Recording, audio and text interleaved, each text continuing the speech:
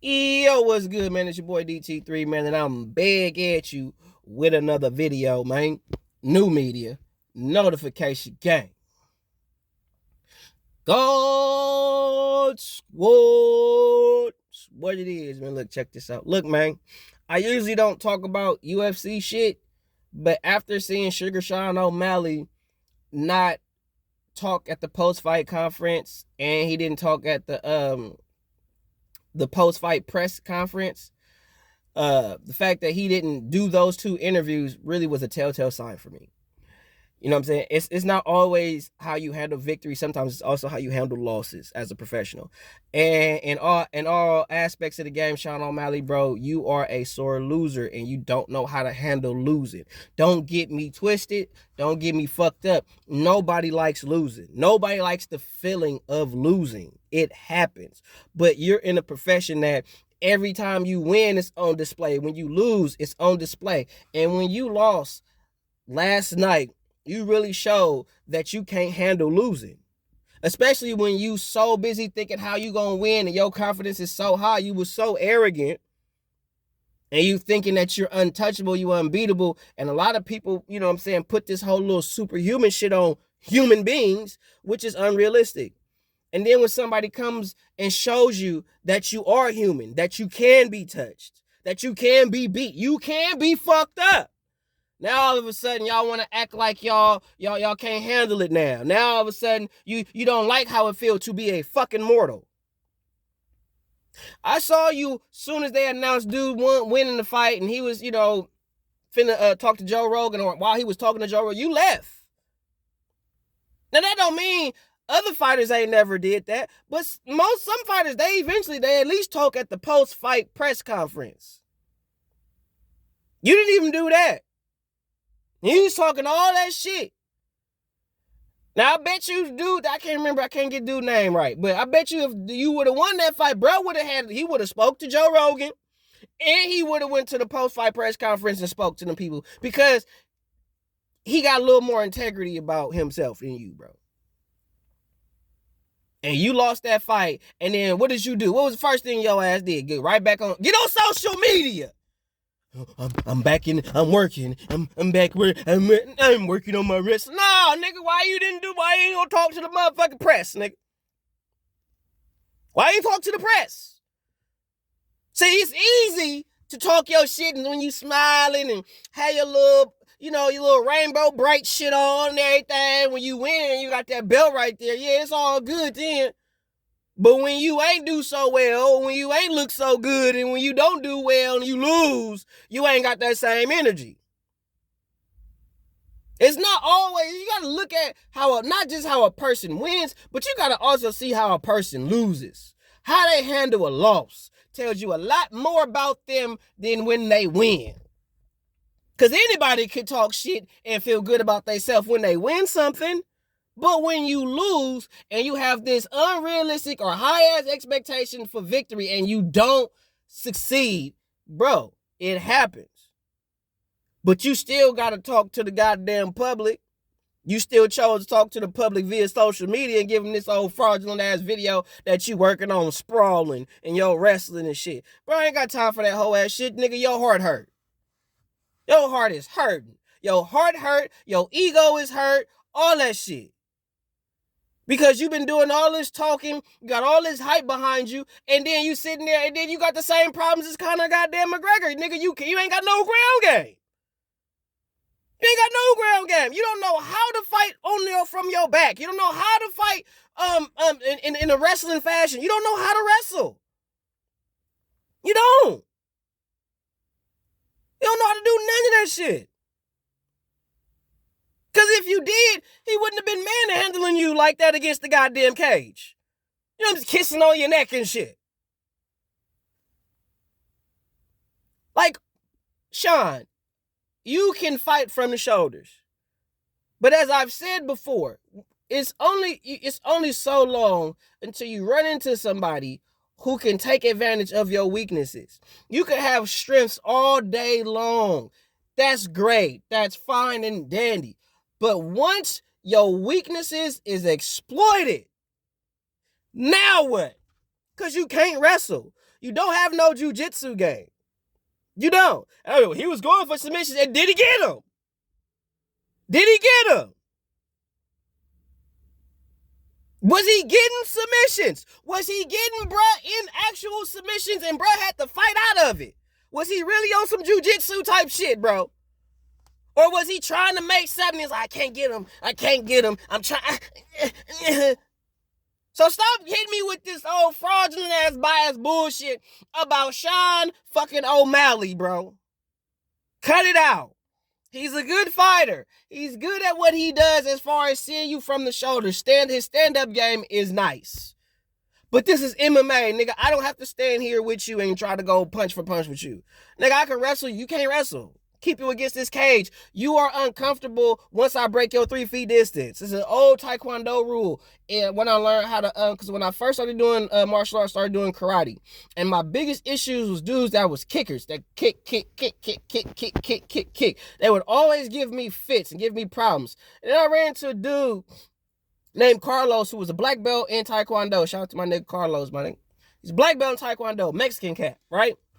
And I was telling him, like, because me and him was fucking around one day, and I told him he was doing a little shit. I was like, bro, see, that's the problem. It's like that fucking, I can't get in. Like, how do I stop this shit? He said, the problem is you got to break my 3 feet distance. If you crowd me, I can't kick you.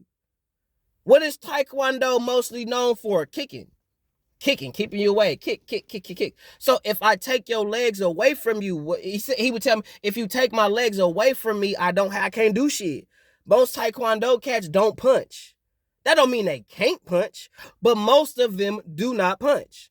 They just kick it. So once I take their legs away from them, now they're in an uncomfortable place. And guess what? As a karate dude, motherfuckers got hands, motherfuckers can punch. So after that, I learned, all right, if a dude likes to kick a lot, crash him. Break his 3 feet distance. Crowd him. Make it uncomfortable for him. Same thing with Sean O'Malley, all right? He good at the 3 feet distance rule. He can keep you at a distance, keep you at range. But once you break that range and you are up close and personal with him, and he cannot fully extend and catch you on the end of his punches or the end of his kicks or any of that shit. He can't get a knee off. None of that shit. He can't do none of that. He's useless. He's useless. Take away his hands, his feet, his knees, his elbows. He's useless. He has nothing to do. Nothing. Can't do shit. And we saw that last night. Soon as you took Sean O'Malley's hands and feet from him, nigga was sugar free. So at the end of the day, bro, I think Sean O'Malley is a good fighter, but he's a sore loser. He can't handle losing. No one likes losing, but you really can't handle losing. You got so much hype behind you to where when you lose, because in the game that you in, this ain't boxing. In the game that you in, a loss gonna happen for sure. Because Dana gonna put you in with top nigga. You already say you fighting that nigga. Ain't no say so. You gonna fight you a raw dog motherfucker eventually in UFC or MMA, period. You finna fight you somebody that's about that action, boss. Okay? And Sean, when you fight somebody who's really about that action and it's going to take all your strengths away from you, what do you have? What is your contingency plan? If I can't get my hands off, I can't get my kicks off, I can't get no knees off, can't get no elbows off. All right, if this dude wants to keep it in close quarters and try to take me to the ground, I need to be prepared for that. And honestly, last night, Sean, you was not prepared for that shit. Should nobody be, and if nothing else, your strength and conditioning is terrible. Terrible. You need better strength training. I get it, you got hands, cool. But once I take that away from you, you don't got shit. So in all actuality, when it comes to certain shit, eventually, you ain't that good, bro. You popular, but you're not that good. It's the same shit with Conor McGregor. You know what I'm saying? Like, yeah, he was popular because he was talking that shit and he had the Irish fans coming over here, Yeah, he had a whole country behind him. You know what I'm saying? And that's what gave him popularity because he sold tickets. Didn't mean he was the greatest fighter in UFC and or UFC history. You know what I'm saying? He's one of the great, but to say he's the greatest, Okay? So, what we have learned is that when Conor McGregor go against dudes that is raw wrestlers, they give him problems. We seen that shit. Same shit gonna happen with this nigga O'Malley. You go against some niggas that's really about that action, that got good wrestling pedigree, that's not finna stand there and go blow for blow with you and break the 3 feet distance, bro, you done. That's how you beat Sean O'Malley. Is that. And Sean, you can practice all you want to, and that's cool. You get better all you want to, but it's a difference when you fight against somebody like that's what they do. Like, you know how you got good boxing skills or good kickboxing skills, that's what you do. You're a good stand-up fighter. But when you go against somebody who spent most of the vast majority of their life wrestling or doing jiu-jitsu, they're going to pose a problem for you. If they're able to break your 3 feet distance and keep the fight in close quarters, you know what I'm saying, and get their hands on you, oh, you're going to have a problem, buddy. You're going to have a problem. Your best bet is to keep them niggas away from you. And in some fights, you was able to do that against dudes that were decent at those particular martial arts. Until you fight a guy who's really elite at that shit. Who really just got it down to a fucking science, like you got your hands and feet, knees and elbows shit down to a science, bro. When you fight that guy, like you did last night, he gonna get you. Every time. Every time. It's the same shit happens to Conor McGregor to this day. Every time he fights a guy like Khabib Nurmagomedov, not Khabib per se, but somebody that's Khabib-like, ain't gonna have shit for him. Nothing.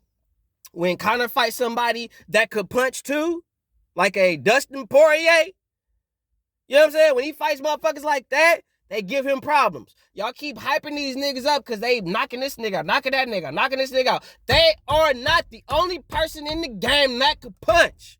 When you go up against somebody else that could punch, we gonna see what the fuck you gonna do then. We gonna see if you just gonna walk straight down a nigga and just take his best shot. We gonna see. Because we have seen plenty of times when we see dudes that knock other motherfuckers out, when they finally go against somebody else, they got that type of power. Them niggas ain't that goddamn zealous to go after a nigga. So, in my personal humble opinion, Sean O'Malley is overrated. He overrated. And the only reason why y'all overrate him is because of the numbers. Not skill. Numbers. He wins some fights, cool. He built a fan base, cool. But when he fights somebody about that action, boss, it ain't gonna be cool no more. So, we living in the SugaFree Sean O'Malley era now. Period, point blank. You can sit there and say whatever. I want to see you fight Corey Sandhagen, bro. Fight that nigga. Fight some of these up-and-coming niggas. Fight some of these veterans out here. That's what I want to see, bro. I want to see you fight some of these UFC veterans, see what you do against them. And I'm not saying that you can't beat them. But they're going to give you some work. Some of them you might be easier than others. I give you that. But when you start fighting these top-tier wrestlers and jiu-jitsu niggas, that's not finna try to play your game, which is the stand-up game, boy, they gonna fuck you up, bro. They gonna fuck you up. I'm telling you right now. But you really is a sore loser, bro. Sore loser, bro. Like, for you to not even speak to the press after that, and you know, good and hell well, if you'd have won that fight, you'd have been all in the press. You'd have been all talking all that shit, doing all that extra shit all day long. You'd have been doing that shit to the death of you. You know what I'm saying? And old boy would have took that L, would have spoke to Joe Rogan, would have gave you your props, would have gave you your credit. He even gave you your credit at the presser. Did you? Did you? Now, correct me if I'm wrong, MMA world, because I don't keep up with these niggas like that. But I ain't seen no interview or no Instagram post where you was giving your opponent his flowers. I ain't see that. All I saw was you back in the gym. I gotta get ready. Nigga, your ego was hurt. Your ego was hurt on some real shit. So, you know what I mean? I can respect you as a fighter because you get in there, but you are a piss poor, sore loser, bro. You can't handle losing. And if you lose probably like another 2 or 3 more times, I wouldn't be surprised if you retired. Like when you see that you finna have to fight elite after elite after elite, and you see like, oh shit, like I got hands, but guess what? I ain't the only nigga that got hands. You know what I'm saying? I'm not the only dude that really got it out here. Everybody got their claim to fame. Everybody got they run. Everybody has their run. But eventually that run ends. You run into another man that's really gonna give you the business. And you really see where you at. And where we see Sean, that's who he is. So I ain't expecting you to be nothing more SugaFree than what you is. And like I said, when you fight these raw dog real wrestlers and jiu-jitsu niggas, they giving you smoke, bro. They giving you smoke. Do better, bro. You need to do better. 100.